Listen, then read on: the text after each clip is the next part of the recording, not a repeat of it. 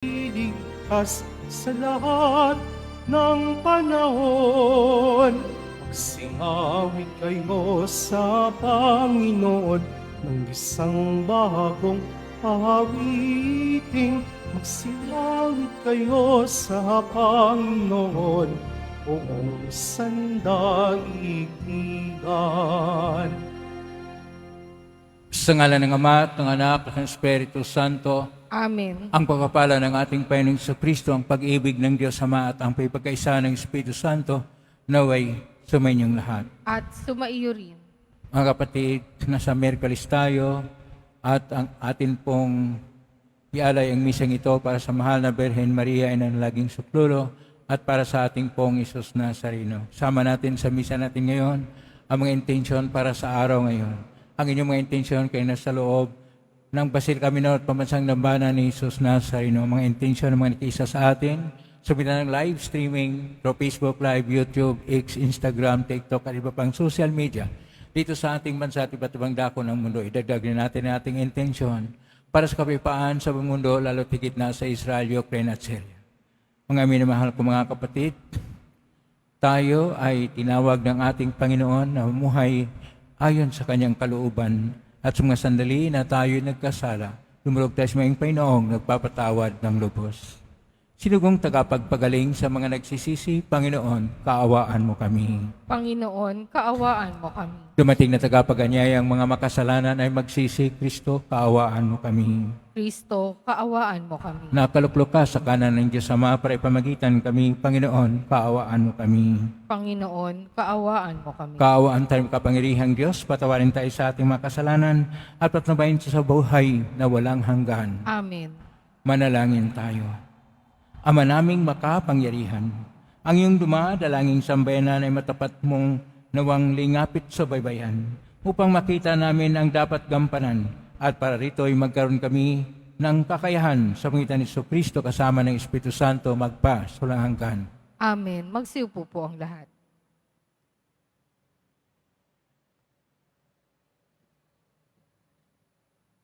Pagbasa mula sa sulat sa mga Hebreo. Yamang ang mga anak na tinutukoy niya ay tao, naging tao rin si Jesus, tulad nila, may laman at dugo. Ginawa niya ito upang sa pamamagitan ng kanyang kamatayan ay maigupo niya ang diablo na siyang may kapangyarihan sa kamatayan. Sa gayon, pinalaya niya ang lahat na naging alipin habang panahon dahil sa kanilang takot sa kamatayan. Hindi ang mga anghel ang kanyang tinutulungan, kundi ang lahi ni Abraham. Kaya't kinailangang matulad siya sa kanyang mga kapatid sa lahat ng paraan. Sa gayon, siya'y naging isang dakilang saserdote, mahabagin at tapat, naglilingkod sa Diyos at naghahandog ng hain sa ikapagpapatawad ng mga kasalanan ng tao. Sapagkat siya may tinukso at nagbata, kaya ngayoy matutulungan niya ang mga tinutukso. Ang salita ng Diyos. Salamat sa Diyos. Nasa isip ng may kapal ang tipan niya kailanman. Nasa isip ng may kapal ang tipan niya kailanman. Dapat na ang Diyos, itong Panginoon, ay pasalamatan. Ang kanyang ginawa sa lahat ng bansay, dapat ipaalam. Siya ay purihin, suubin ang awit, ating papurihan, ang kahangahangang mga gawa niya'y dapat isaysay. Nasa isip ng may kapal ang tipan niya kailanman. Tayo ay magalak, yamang lahat ay tunay na Kanya. Ang Kanyang pangalan, ang pangalang banal, napakadakila. Lahat ng may nais maglingkod sa poon, dapat na magsaya. Siya ay hanapin at ang Kanyang lakas ay siyang asahan. Siya ay hanapin upang mamalagi sa Kanyang harapan. Nasa isip ng may kapal ang tipan niya kailanman. Ito'y nasaksihan ng mga alipit anak ni Abraham. Gayon din ang lahat ng anak ni Jacob na kanyang hinirang. Ang Panginoong Diyos ay ang Panginoon, siya ang ating Diyos. Ang kanyang paghatol ay ang nasasaklaw, buong sansinukob. Nasa isip ng may kapal ang tipan niya kailanman. Ang tipang pangako'y laging nasa isip niya kailanman. Ang mga pangakong kanyang binitiwan sa lahat ng angkan. Ang tipan ng Diyos ay unang ginawa niya kay Abraham at may pangako ring ginawa kay Isaac na lingkod na mahal. Nasa isip ng may kapal ang tipan niya kailanman. Magsitayo po ang lahat.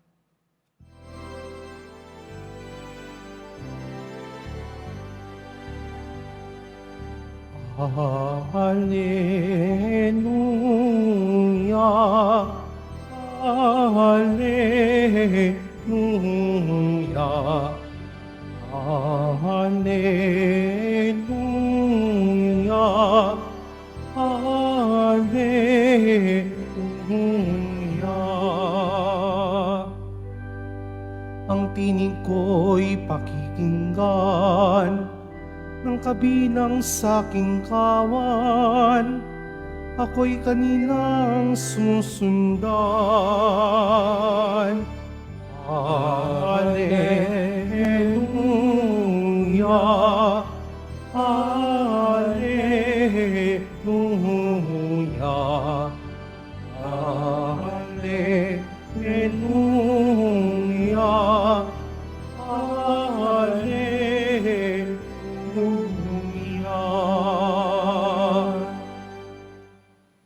Sumainyo ang Panginoon. At sumaiyo rin. Ang mabuting balita ng Panginoon ayon kay San Marcos. Papuri sa iyo, Panginoon. Noong panahon yon, mula sa sinaguga si Jesus ay nagtuloy sa bahay ni na Simon at Andres. Kasama niya sina Santiago at Juan. Naratay noon ang biyanan ni Simon Pedro dahil sa matinding lagnat. At ito'y agad nilang sinabi kay Jesus. Nilapitan ni Jesus ang babae, hinawakan sa kamay at ibinangon. Noon day, inibsan ito ng lagnat at naglingkod sa kanila. Pagkalubog ng araw, dinala kay Jesus ang lahat ng may sakit at mga inaalihan ng demonyo at nagkatipon ng buong bayan sa may pintuan ng bahay. Pinagaling niya ang maraming may sakit, anuman ang kanilang karamdaman, at nagpalaya siya ng mga demonyo. Hindi niya hinayaang magsalita ang mga ito sapagkat alam nila kung sino siya. Madaling araw pa'y bumangon na si Jesus at nagtungo sa ilang napuok at nananalangin. Hinanap siya ni Simon at kanyang mga kasama. Nang siya'y matagpuan, sinabi nila, "Hinahanap po kayo ng lahat." Ngunit sinabi ni Jesus, "Kailangang pumunta rin naman ako sa mga kalapit bayan upang makapangaral ako roon. Ito ang dahilan ng pag-alis ko sa Capernaum." At nilibot niya ang buong Galilea na nangangaral sa mga sinaguga at nagpalayas ng mga demonyo. Ang mabuting balita ng Panginoon. Pinupuri ka namin, Panginoong Yesukristo. Magsiupo po ang lahat. Isang mapagpalang araw po sa inyo lahat. Purihin po natin ang ating Pong Hesus Nazareno. Nasa Miyerkules tayo ng pangkaraniwang panahon o ordinaryo na panahon ng liturhiya. Ang atin pong pagbasa, una sa lahat ay ang sulat sa mga Hebreo at ito ay patungkol sa pagliligtas na ginawa ng Diyos na ayon pa sa Salmo tugunan 104, ito yung pagtupad sa pangako ng Diyos na ginawa niyang tipan ni Abraham, Isaac at iba pa. Na tinupad naman ng Panginoon sa ating Ebanghelyo ngayon ni San Marcos,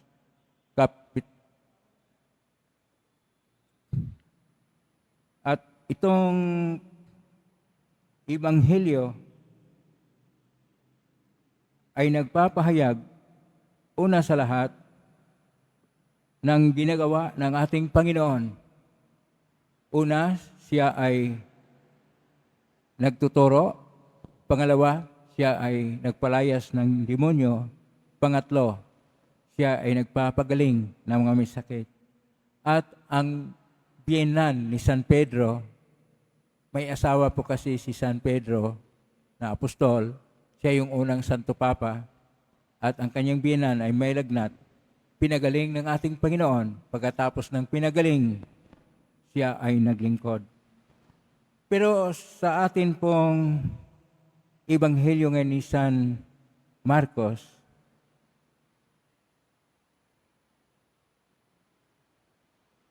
versikulo 38, sinasabi ng ating Panginoon na kailangan pumunta rin naman ako sa mga kalapit bayan upang makapangaral roon. Ito ang dahilan ng pag-alis ko sa Capernaum. Makapangaral. Ano po ang pinaka-misyon ng ating Panginoon? Pinaka-misyon niya ay una sa lahat ang pagliligtas sa ating lahat. Upang maligtas ang lahat, nagbigkas ang Diyos at ang salita na binigkas ng Diyos, nagkatawang tao sa pamamagitan ng pagsang-ayon ng mahal na Birhen Maria, at ang salita ng Diyos na minsanan lang ibinigkas ng Diyos na Ama, siya ngayon ang nagbigkas, nangangaral tungkol una sa lahat sa kalooban ng Diyos at sa kabutihang loob ng Diyos sa pagligtas ng lahat. At ang kanyang ebanghelyo ay kanya pong ipinapangaral para sa lahat. Ang pangangaral sa salitang Hebreo, Aramaiko at Hudyo, dahil Hudyo po ang ating Panginoong Hesus, ay Matef. Ito naman ay makita natin sa Biblia ng 125 times. Na itong Matef o pangangaral ay nasalin po sa ating ebanghelyo. Ang ating pong ebanghelyo original ay nakasulat sa lumang Grigo, Koinokona Grigo. Sa Koinokona Grigo, ang pangangaral ay Keriso, na nasalin naman ni San Jeronimo sa Latin. Mula lumang tipan hanggang bagong tipan, nagkaroon na tayo ng Latin na bersyon ng Biblia, at ito ay predico. Mula sa predicare, mangangaral. Kaya kapag tingnan po natin ang buong paksa sa ating mga pagbasa ngayon ay pangangaral. Ang pangangaral o pagpapahayag ng mabuting balita ay siyang ginagawa ng mga apostol matapos noong namatay ang ating Panginoon na buhay muli, umakyat sa langit. Sila ay nangangaral hindi lang doon sa Israel, nangangaral sila sa iba't ibang lugar. At si San Pablo, na dati ay nag-uusig sa mga Kristiyano, siya ay nangangaral halos sa lahat ng dako ng Roman Empire. Kaya ang pangangaral magpahanggang ngayon ng Ebanghelyo o evangelization ay ginagawa po sa ating simbahan, at ito'y sa buong mundo na sa iba't ibang kultura, sa iba't ibang lingwahe. Pero ang laman, una sa lahat, ng Ebanghelyo, walang iba kundi tungkol sa Diyos na sumasa atin at nagliligtas sa atin dahil sa kanyang dakilang pag-ibig, at tayo ay mamuhay din sa kanyang kautusan na walang iba ay pag-ibig. Una sa lahat, pag-ibig sa Diyos, higit sa lahat, at pagmamahal sa kapwa, gaya ng pagmamahal sa sarili. Paano ba tayo magkaroon ng epektibo na pangangaral?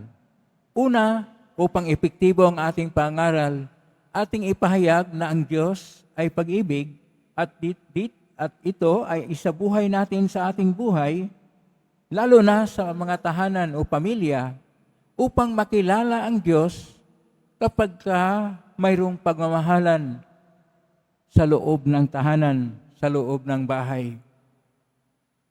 Kapag sa loob ng mga opisina at pagawaan, mayroon ding pagmamahal na Kristiyano na ang lahat ay tinatanggap at walang ginagawa na kung anong mga mali, ay siyang pagpapahayag din ng Diyos ng pag-ibig. Kapag ginagawa nating mabuti ang lahat ng ating ginagawa na may pagmamahal, ito ay nagpahayag na rin tungkol sa Diyos. Na ibig sabihin, ang ating pangangaral hindi sa pamagitan ng salita, bagkos sa gawa at sa buhay. Kaya, ipahayag po natin ngayon ang ating pag-ibig sa Diyos. Palakpakan po natin ang ating Panginoong Diyos na siyang Diyos ng pag-ibig at ating isabuhay ang kanyang pag-ibig upang ito ay pagpapahayag din, pangangaral din sa ating Panginoon na dinadala natin siya upang makilala ng mga tao, upang mahalin ng mga tao na siya ay dapat paglingkuran sapagkat siya ay Diyos ng may kabutihang loob at nagmamahal. Kaya tayo'y kanyang iniligtas at nagkaroon ng tipan sa pangitan ni Abraham, Isaac at kay Moises upang ang kaligtasan ay magkaroon ng konkrito na pagsabuhay nito. Pero kailangan din ang tugon natin na isa konkrito natin ang turo ng Diyos at walang ibang turo ng Diyos na tayo mamuhay sa kanyang pag-ibig.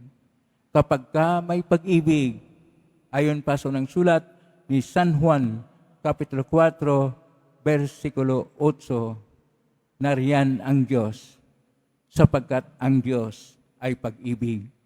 Kaya mula ngayon, isentro po ang lahat ng ating aksyon, ng ating gawain, at ng ating buhay sa pag-ibig sa Diyos. At kung ayon sa ating karanasan, kailangan nating ipahayag ang Diyos, kailangan na ipahayag natin sa pamagitan ng paggawa ng may pagmamahal at sa pagmamahalan sa isa't isa. Sinasabi pa ni San Juan de la Cruz, sa katapusan ng buhay, walang ibang isulit ang Diyos sa atin, gaano ako iniibig. In the evening of our lives, we shall be examined in love. Ako, ayon kay San Juan de la Cruz. Naway, tayo na narito sa Eucharistia, buong puso tayo na may pag-ibig at pagmamahal, na damhin natin ang presensya ng Diyos, na pagkatanggap natin sa Kanya sa komunyon o pakinabang, dalhin natin ang diwa ng pag-ibig sa ating buhay, sa ating kapwa, sa mga tahanan, opisina, pagawaan, kalakalan, at kung saan man tayo, upang ang Diyos ay makilala na tunay na Diyos na nagligtas sa atin. Amen? Purihin natin ang Diyos. Magsitayo po ang lahat.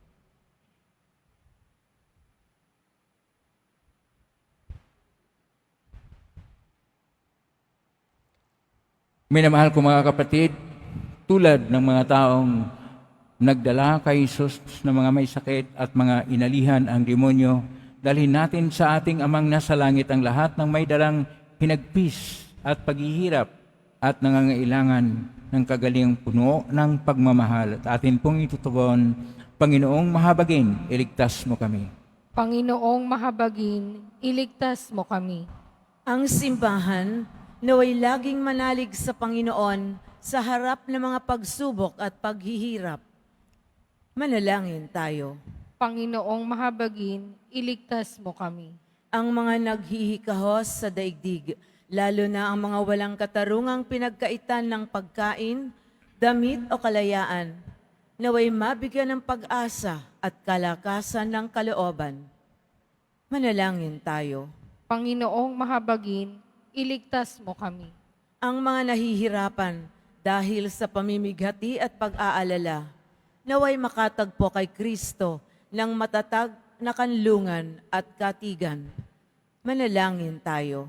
Panginoong mahabagin, iligtas mo kami. Ang mga naghihirap dahil sa karamdaman at yaong mga taong mabibigat ang pasanin, naway matagpuan ang Panginoon sa kanilang dinaranas na mga pagsubok. Manalangin tayo. Panginoong mahabagin, iligtas mo kami. Ang mga yumao at yaong mga namimighati dahil sa kanilang paglisan, naway makatagpo ng pag-asa at kaginhawaan sa pagkabuhay na mag-uli ni Jesus. Manalangin tayo. Panginoong mahabagin, iligtas mo kami. Sa ilang sandali ng katahimikan, ating ipanalangin ang iba pang mga pangangailangan ng ating pamayanan. Gayon din, mga intensyon na inialay sa ating misa sa araw na ito at isama rin natin ang ating mga pansariling kahilingan.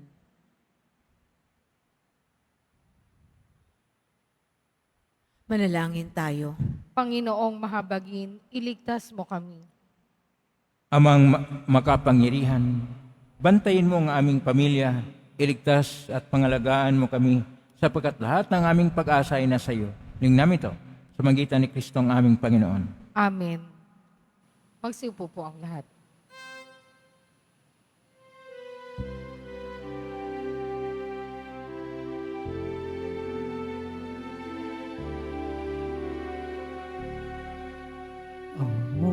Ay handog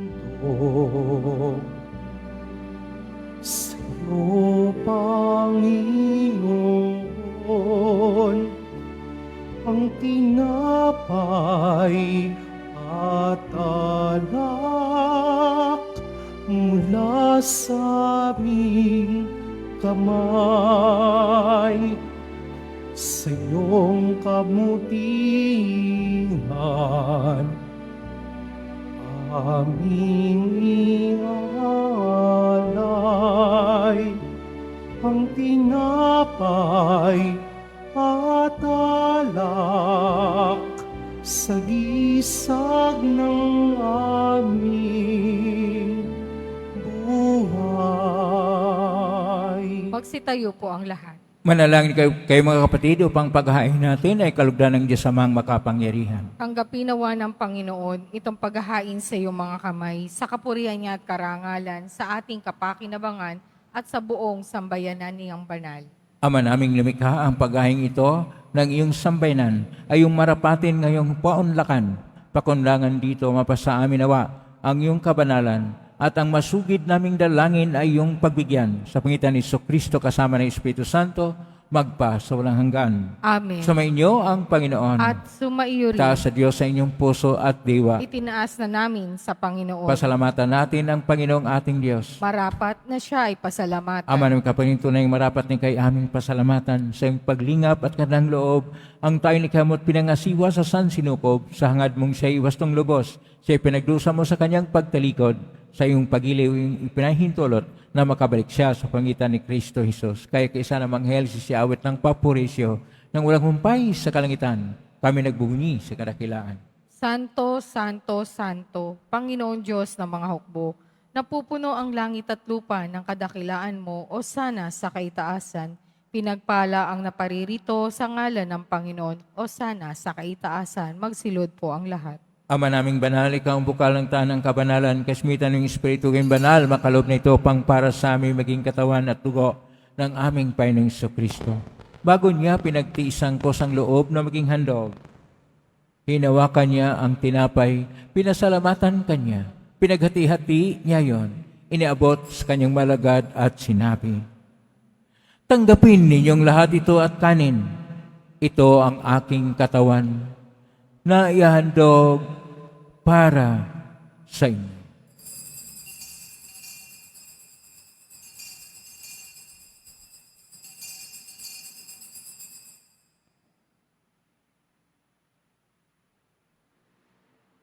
Gaya naman nung matapos ang hapunan, hinawakan niya ang kalis, muli kanyang pinasalamatan. Inabot niya ang kalis kanyang malagad at sinabi, "Tanggapin ninyong lahat ito at inumin. Ito ang kalis ng aking dugo ng bago at walang hanggang tipan. Ang aking dugo ni ibubuhos para sa inyo at para sa lahat sa ikapagpapatawad ng mga kasalanan. Gawin niyo ito sa pag-alala sa akin."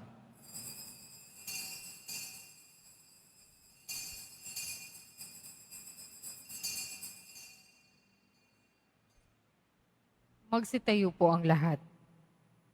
Ang misteryo ng pananampalataya. Si Kristo'y namatay, si Kristo'y nabuhay, si Kristo'y babalik sa wakas ng panahon. Ama, ginagawa namin ngayon ang pag-alala sa pagkamatay at muling pagkabuhay ng anak ay tinaalay namin sa iyo ang tinapay nagbibigay buhay at ang kalis na nagkakaloob ng kaligtasan.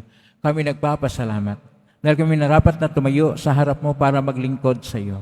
Isinasamo namin kami magsasalo-salo sa katawan at dugo ni Kristo ay mabuklod sa pagkaisa sa pamagitan ng Espiritu Santo. Ang malingapin simbahang laganap sa buong daigdig, puspusin mo kami sa pag-ibig kaisa ni Francisco na aming Papa at ni Jose na aming Obispo at ng Tanang Kaparian. Alalahanin mo rin mga kapatid naming nahimlay na may pag-asang sila'y muling mabuhay, ganin lahat ng mga pumanaw. Kaawaan mo sila at patuloyin sa iyong kaliwanagan. Kaawaan nilipating kaming lahat na makasali sa buhay na walang wakas, kaisa ng mahal na Birhen Maria ni Ina ng Diyos, ng kabiyak ng puso niyang San Jose, kaisa ng mga apostol, ni San Juan Bautista, ni San Roque, ni San Lorenzo Ruiz ni Manila, ni San Pedro Calungsod at ng lahat ng mga banal na namuhay sa daigdig ng kalugod-lugod sa iyo, may ipagdiwang nawa namin ang pagpupuri sa karangal mo sa pangitan ng anak na aming Panginoong Hesus Kristo. Sa pamamagitan ni Kristo, kasama niya at sa Kanya, ang lahat ng parangal at papuri ay sa iyo, Diyos amang makapangyarihan, kasama ng Espiritu Santo, magpasawalang hanggan. Amen. Amen. Amen.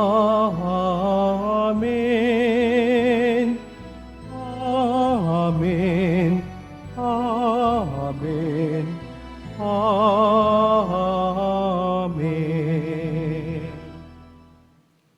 Sa tagubilin na magaling na utos, sa turo ni Jesus na Panginoon natin at Diyos, ipahayag natin ng lakas noo. Ama namin, sumasalangit ka, sambahin ang ngalan mo. Mapasa amin ang kaharian mo, sundin ang loob mo dito sa lupa para nang sa langit. Bigyan mo kami ngayon ng aming kakanin sa araw-araw, at patawarin mo kami sa aming mga sala, para nang pagpatawad namin sa nagkakasala sa amin, at huwag mo kaming ipahintol sa tukso, at iadya mo kami sa lahat ng masama. Hinihiling namin kami iadya sa lahat ng masama, pagkalooban ng kapayapaan araw-araw. Iligtas sa kasalanan at sa lahat ng kapahamakan, samantalang aming pinanabikan ang dakilang araw ng pagpapahayag ng tagapagligtas naming si Kristo. Sapagkat iyo ang kaharian at ang kapangyarihan at ang kapurihan magpakailanman. Amen. Panginoong Kristo, sinabi mo sa mga apostol, kapayapaan ang iniiwan ko sa inyo, ang aking kapayapaan binibigay ko sa inyo. Tunghayan mo ng panampalataya at huwag ang aming pagkakasala. Pagkalooban mo kami ng kapayapaan at pagkakaisa ayon sa iyong kalooban, kasama ng Espiritu Santo, magpa sa walang hanggan. Amen. Ang kapayapaan ng Panginoon ay laging sumainyo. At sumaiyo rin. Magbigay kayo ng kapayapaan sa isa't isa. Kapayapaan sa natin. Kordero ng Diyos na nag-aalis ng mga kasalanan ng sanlibutan, maawa ka sa amin. Kordero ng Diyos na nag-aalis ng mga kasalanan ng sanlibutan, maawa ka sa amin. Kordero ng Diyos na nag-aalis ng mga kasalanan ng sanlibutan, ipagkaloob mo sa amin ang kapayapaan, magsilod po ang lahat. Ito ang kordero ng Diyos. Ito ang nag-aalis ng makasalanan ng sanlibutan. Mapalad ang mga inaanyayahan sa piging ng kordero. Panginoon, hindi ako karapat-dapat na magpatuloy sa iyo, ngunit sa isang salita mo lamang ay gagaling na ako. Pagsanglam na kami katawan ko ni Kristo po.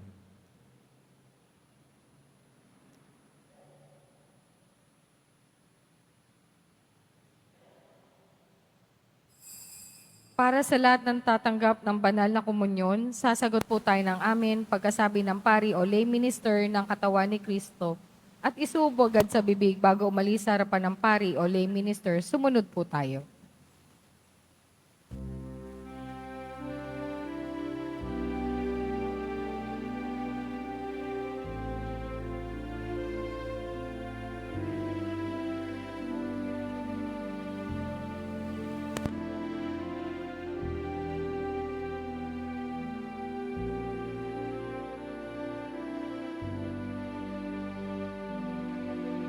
Sa puso kong umiibig,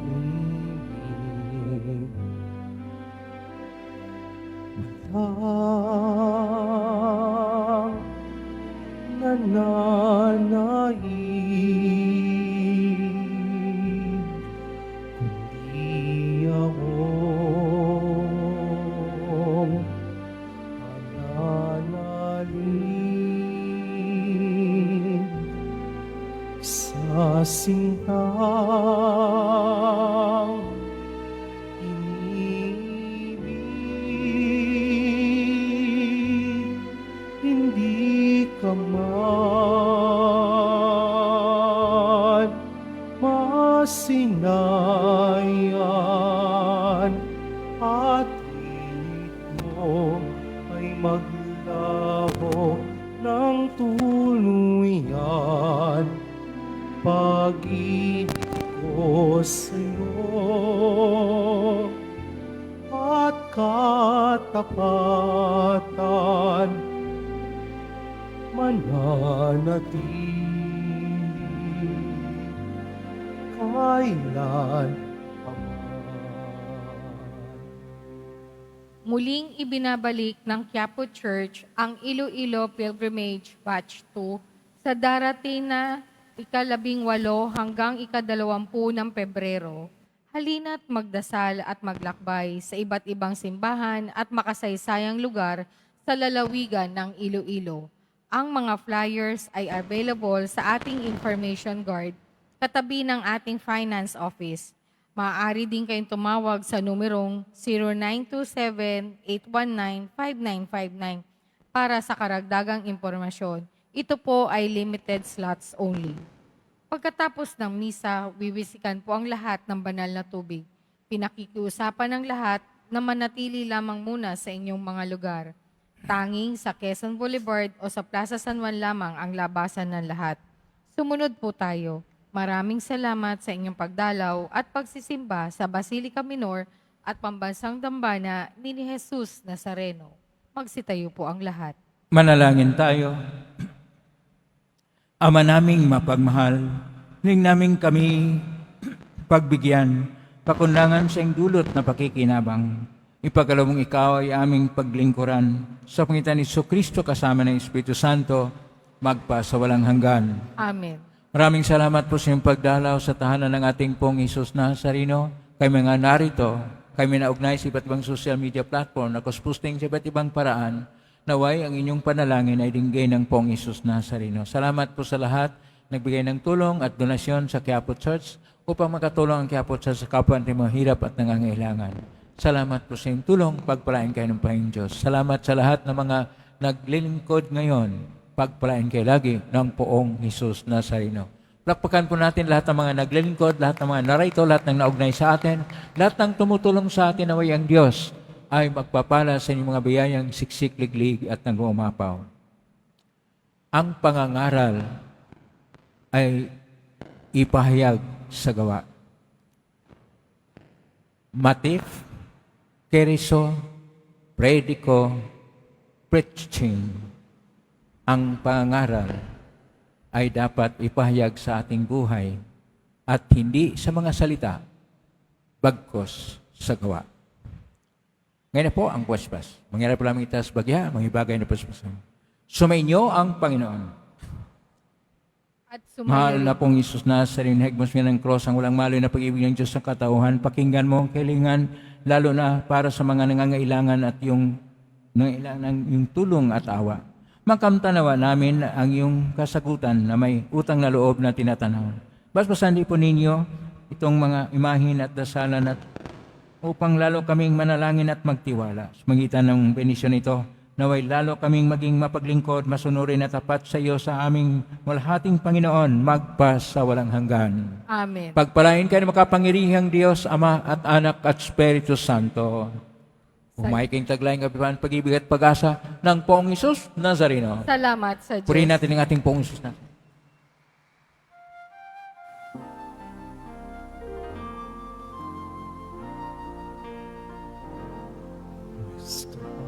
Padre Jesus Nazareno, sinasamba ka namin.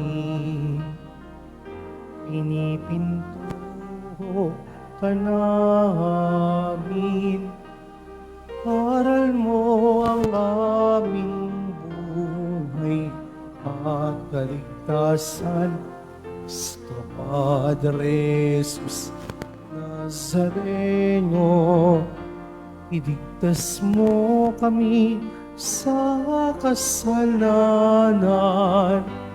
Ang krus mong pinamatayan ay sagisag ng aming kaligtasan. Nuestro Padre Jesus Nazareno, dinarangal ka namin. Nuestro Padre Jesus Nazareno, ninulwalhati ka namin. Nuestro Padre Jesus Nazareno, dinarangal ka namin. Nuestro Padre Jesus Nazareno, minulwalhati ka namin.